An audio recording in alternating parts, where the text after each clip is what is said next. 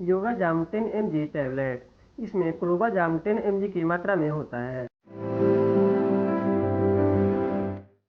इसे severe anxiety और epilepsy या सीजर्स के ट्रीटमेंट में प्रयोग करते हैं। क्लोबाजाम बेंजोडाइजेपिन ड्रग है। ये केमिकल मैसेंजर्स की एक्टिविटी को इंक्रीज करता है और ब्रेन में नर्व सेल्स की एबनॉर्मल और एक्सेसिव एक्टिविटी को रिड्यूस करता है। इसे डॉक्टर के बताए अनुसार डोज में और ड्यूरेशन तक लें। इसे मुंह में डालते ही निगल लें। इसे तोड़ने या चबाने की ज़रूरत नहीं है। इसे खाने के बाद या खाने से पहले कभी भी ले सकते हैं, लेकिन इसे एक फिक्स टाइम पर ही लें। Thank you.